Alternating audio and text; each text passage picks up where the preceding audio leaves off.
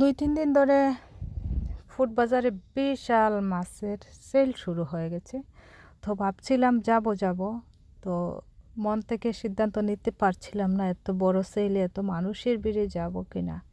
শেষ পর্যন্ত ভাবলাম না, সানডেতে যাই, একটু ঘুরে আসি। তো এই তো বেরিয়ে গেছি মাছের মেলায়। এটাকে অনেকেই মেলা বলছেন, আসলে এত মানুষের ভিড়ে এটাকে মেলাই বলা হচ্ছে। চলুন সবাই মিলে ঘুরে আসি মাছের সেলে। হ্যালো এভরিওয়ান, আসসালামু আলাইকুম। কেমন আছেন সবাই? আশা করি আল্লাহর রহমতে সবাই অনেক ভালো আছেন।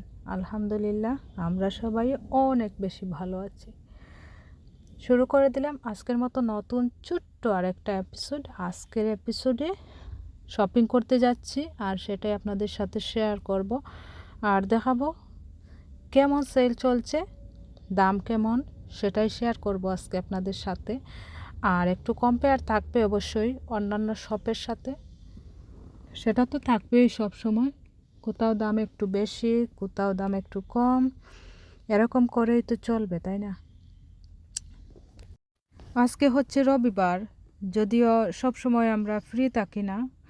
আর এখন হচ্ছে এক সপ্তাহের স্কুল হলিডে হয়ে গেছে, যার কারণে এখন একটু দূরে গেলেও সমস্যা নাই, বাচ্চাদের নিয়ে কোনো চিন্তা করতে হবে না, বাচ্চাদের সাথে নিয়ে যাওয়া যাবে। এজন্য একটু দূরে বের হওয়া। আর ফুড বাজার গেলে দেখা যায় রোডটা অনেক বিজি থাকে, যার কারণে যাওয়া গেলে কুইকলি ফেরা হয় না, কারণ বাচ্চাদের স্কুলের দেরি হয়ে যায়। এজন্যই কিন্তু খুব তাড়াতাড়ি আমরা এই সিদ্ধান্ত নিতে পারছিলাম না। এখন বাচ্চাদের হলিডে হয়ে গেছে, তো এজন্যই চলে আসা। বাচ্চাদের সাথে নিয়েই একটু শপিং করলাম, ওদেরকে বাংলাদেশি মাছ দেখালাম, ওরা তো অনেক খুশি।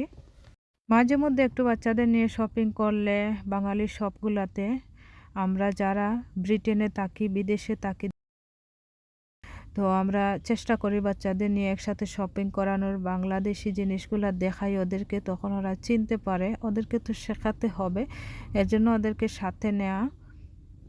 আর একটু শপিং করতে গেলে দেখা যায় বাচ্চারাও অনেকটা হ্যাপি থাকে, ওরাও খুশি থাকে, ওদের চাহিদা মতো কিছু কিনতে পারে এটা সেটা।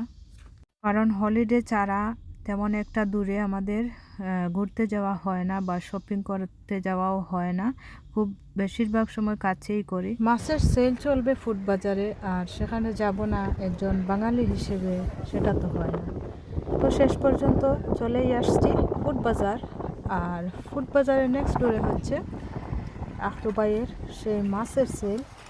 তো সেল শুরু হয়েছে মাত্র 2 দিন হয়েছে, আর 2 দিনের মাথায় আসলাম। ওখানে মনে হয় এক সপ্তাহের সেল চলবে। অবশ্য আবার ফ্রুট মেলাও শুনেছি হবে, আখরু ভাইয়ের মুখ থেকেই শুনেছি যে আবার ফ্রুট মেলা হবে। তো বড় করে মাছের মেলাও হতে পারে।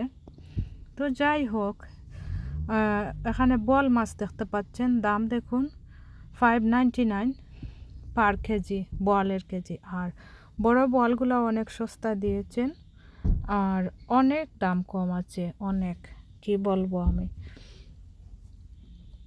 কিছু কিছু মাছের দাম এত ভিড়ের মধ্যেও আমি ধরেছি, আপনারা দেখতেই পারবেন। আর প্রচুর মানুষের ভিড়, যেহেতু বাঙালিদের মেলা, তো মানুষ তো থাকবেই। তো মানুষের ভিড়ে এই শপিংটা করেছি আজকে। তো আমরাও অনেক মাছ কিনেছি। বোয়াল দেখুন পার কেজি 11.99, আর টমেটো 3.99, 5 কেজি টমেটো হচ্ছে 3.99, অনেকটা সস্তা আমার মনে হয়। আর এই তো দেশীয় কামরাঙ্গা আছে, দেশীয় অনেক ফ্রুটও ছিল, স্ট্রবেরিও আছে, স্ট্রবেরিও কিন্তু সস্তা, অনেক জিনিস সস্তায় পেয়ে গেছি। আর এখানে জামও আছে, তারপর ছিল লিচু, তারপর আম ছিল, তারপর ভুবি বলা হয় যেটাকে, জানি না কে কী বলেন, আমরা ভুবি বলে থাকি, সেটাও ছিল। ভুবিকে কেউ কেউ আবার লটকনও বলে থাকেন, তো এক এক জায়গায় এক একটা বলা যেতে পারে। আর এদিকে হচ্ছে মৃগেল মাছের দাম দেখুন, ইচ 11 পাউন্ড, কিন্তু অনেক বড় বড় মৃগেল মাছ। এরকম সস্তা আমি মনে হয় কোথাও দেখি নাই, কারণ এত বড় বড় মাছ 11 পাউন্ড করে দিয়েছিলেন ওনারা সেলে, খুবই ভালো। আর আসলে অনেক বড় বড় মাছ। 1 পাউন্ড করেছিল পাবদা। তো পাবদা মাছ 1 পাউন্ড করে ছোট মাছের মধ্যে ছিল, বাকি সব ছিল বড় মাছ। যদিও ফুড বাজার আমাদের ঘর থেকে অনেকটা দূরে, তবে খুব একটা বেশি দূরে হবে না, প্রায় 40 মিনিট দূরত্বে হবে। ড্রাইভ হিসেব করলে দেখা যাবে যে 40 মিনিটেই যাওয়া যাবে। তো এই জন্যই যাওয়া, আর খুব বেশি দূরে হলে হয়তো যেতাম না। একটু কাছে থাকায় কিন্তু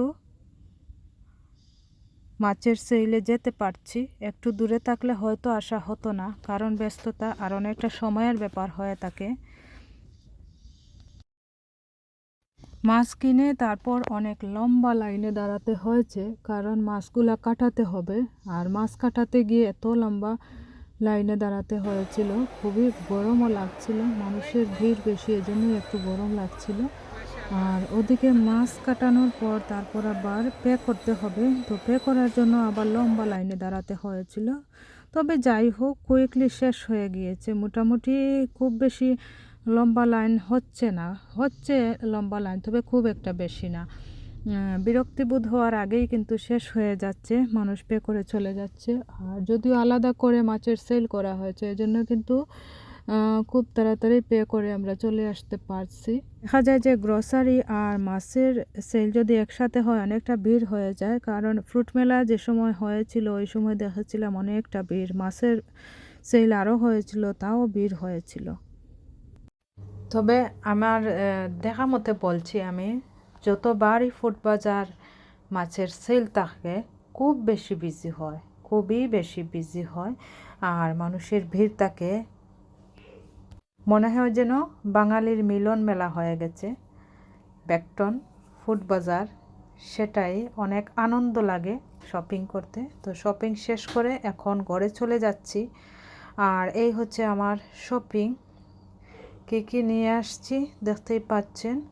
সব কিছু অবশ্য কাটিয়ে নিয়ে আসার কারণে আমার কিন্তু কাজটা সহজ হয়ে গেছে। যদিও মাছ একদম কাটিয়ে এনেছি, এজন্য আমি এখন ওইগুলাকে একদম মোচা মোচা করে ফ্রিজে ভরে রেখে দেব, যাতে রান্নার সময় আমার কাজ আরও সহজ হয়ে যায়।